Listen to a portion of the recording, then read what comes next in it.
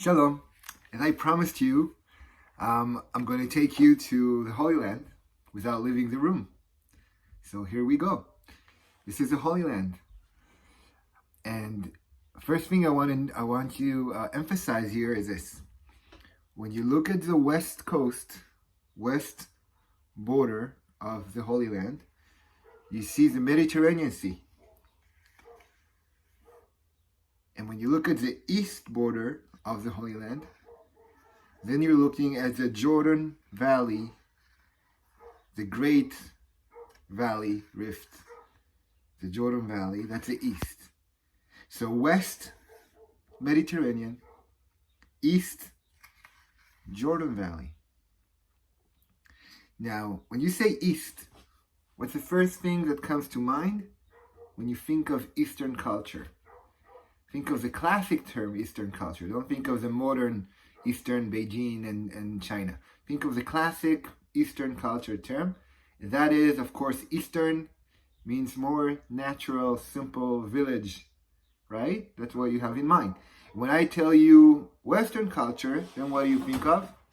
You think of USA. Think of modern Western culture that comes originally from the Greek, the Romans, all the words that we use today in the Western culture, academia and theater and republica and senate, all those words came from Greece and then adopted by the Romans and etc. went spread around the world. That's Western culture. Eastern culture, Western culture. Put that in mind for a second. And then let's look again at the map of the Holy Land. Everything in the Bible that has to do with the West, and that is Christianity being spread to the West. Peter, Paul are taking Christianity, taking the gospel, spreading it where? To the West. Where from? From the West. So when you come here to the Holy Land, you want to see where Christianity started to spread to the West? You want to see why you in America are Christians? Come to Jaffa. It's easy because when you land at the Ben Gurion airport. Hopefully God will open it so we can all come back. But when you do land in the Holy Land, and you land at the Ben Gurion airport, which is right next to Tel Aviv and Jaffa on the west coast, on the west side of the Holy Land. So when you come here, you immediately at the west already. So you want to go to Jaffa and Caesarea. So a few words about Jaffa and Caesarea. Jaffa here, also written as Joppa, or in Hebrew, Yafo. It's all the same, Joppa. And Caesarea, just 1 hour to the north from Jaffa. Those are the two places you want to start your Holy Land tour with, and I'm going to talk about them now. As I opened, those two places, located on the west coast, are connected to the west. Everything that has to do with the west.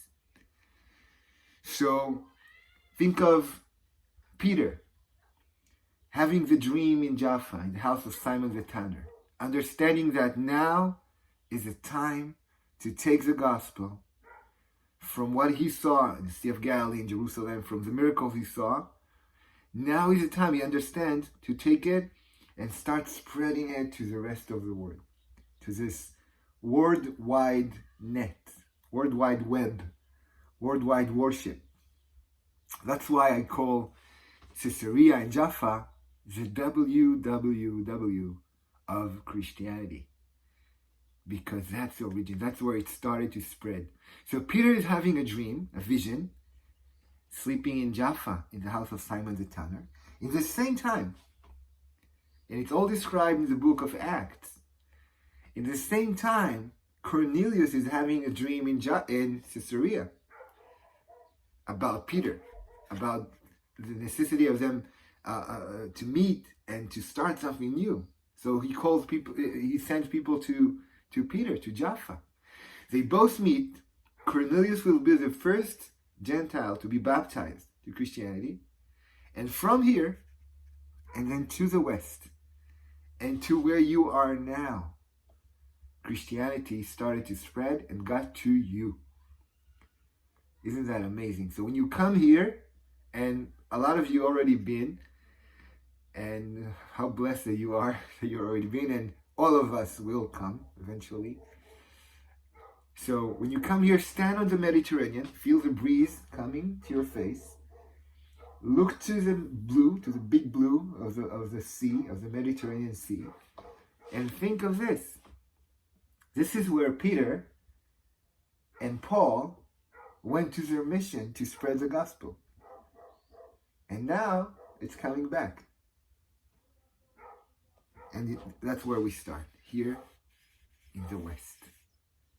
Now later, we'll go to the east. What happens in the east? In the eastern border of the Holy Land, all along the Jordan River, everything happens. Everything, meaning literally everything, where most of the gospel takes place around this small, tiny lake up here called the Sea of Galilee, where I'm right now standing here. I'm looking at the Sea of Galilee, literally, and out of my door. And welcome, come visit me, and come visit the Sea of Galilee, because that's where most of the Gospels took place. Most of the ministry of Jesus, the 3 years of ministry of Jesus after he's baptized in the Jordan River, and he is circling around the Sea of Galilee, performing the miracles, most of the miracles. And then we went to Jerusalem, and he went to Bethlehem, and he went even to a little bit up here to Sor and Sidon. We'll talk about that later. Anyway, east is connected to the Eastern culture. So when you come to the east part of Israel, then you'll see that most of the east part is still Eastern. It's still nature more than cities. It's still wide open and just biblical. So you can come and see it just like it was in the time of Jesus, in the time of, and 1,000 years before him, in the time of David, and 1,200 years before him, in the time of Joshua and the tribes. You will see that. So I'm returning to what I started with. West, east. The Western culture, the west side of the Holy Land, connected to the Western culture. All the stories that has to do with spreading Christianity to the West. Book of Acts, the time that came after the crucifixion and resurrection. The spreading of the gospel towards West, in the West. Most of the ministry of Jesus, biblical land, where Jesus performed most of his miracles, around the east side of the Holy Land. How far do you think will take you to go from west to east? Sometimes 1 hour, sometimes 2 hours. Depends on traffic. Such a small, tiny land. And still you will see such a big difference between the big Tel Aviv and Haifa and all the big cities in the west, relatively to our small country, and the nature around the east side. I'll end with this. What's in the center, right between the Dead Sea here and the Mediterranean, right between the Dead Sea and the Mediterranean, there is a city, one amazing city, Jerusalem, the city of God. Now, Jerusalem, is it east or is it west? Jerusalem is everything. Everything. Jerusalem is holy, beyond, above and beyond, east and west. It's everything. It's included. It's concluding everything. It's on a mountain, right in the center. From places in Jerusalem, you can see the Dead Sea. From other places around Jerusalem on the mountains, you can see the Mediterranean. That's right in between. And that's everything. So when you come here, start with the west. Look to where you got from, where you became Christians, original of the spreading of Christianity. And then go to the east and spend your time around the Sea of Galilee and the wilderness of Judea, the Judean wilderness, the Dead Sea. All the ministry of Jesus happening in the east. And then finally, after a few days, go to Jerusalem and spend the rest of your life there. Because even when you go back home, part of you, and I'm sure you will agree, part of you stays in the Holy Land. And every time you open the Bible back at home, the Bible becomes 3D, just like this beautiful small map here, 3D. So the Bible kind of pops up and becomes 3D after you've been to Jerusalem, you've been to the Sea of Galilee, you've been to Caesarea and Jaffa. You will read it in the Bible, it will become 3D right there in your mind. So pilgrimage, the journey to the Holy Land, is the biggest gift you can ever give yourself. And that is because the Bible stays with you. Sorry, I don't have the Bible here. I'll bring it to the next video. My hands were busy with the map.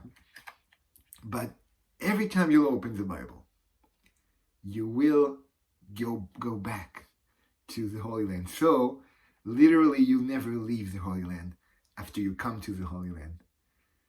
Part of you always stays here and keep the pilgrimage of following the steps of Jesus, the steps of our ancestors.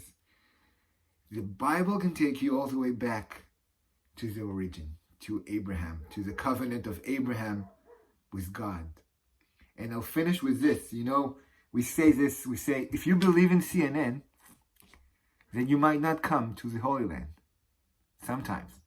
But if you believe in the Bible, then you're definitely coming to the Holy Land. So that is because if you watch CNN and you're focused on the 20th century, 21st century, and that narrow mind of modern history, then you'll see the chart like you're watching the chart of the stock market, and you'll see it's kind of tricky, going up, going down, and you might say, maybe I don't want to go, it's too risky. But looking at the Bible, opening the big perspective of Genesis to Revelation, the whole Bible, then you see the real graph of Genesis to Revelation. And then you'll see it goes up, all the way from Genesis to Revelation. It goes up, you're here. So it's a win-win, because you'll come and you'll go up with it. And then looking from a closer look, you'll see that in the way up, it goes up and down and up and down. So looking in a narrow perspective, you might see that it's going down a little bit. Having the Bible in mind, you'll always remember that it's always a win-win. It's coming up. It's going to redemption. It's going from Genesis from creation to redemption. So let's finish with this sentence. From creation to redemption, the Bible. And you are not coming here to the Holy Land to watch a movie from afar, or to see this is where Jesus performed the miracle. You are coming to be part of it. You're coming to be part of the miracle. And you will feel it. You already felt it. And welcome. Right now in this room, but soon back in the Holy Land. Thank you. Amitai, Tai. Shabbat Shalom. Happy Passover. Shalom. God bless you. Blessings from the Holy Land. See you later.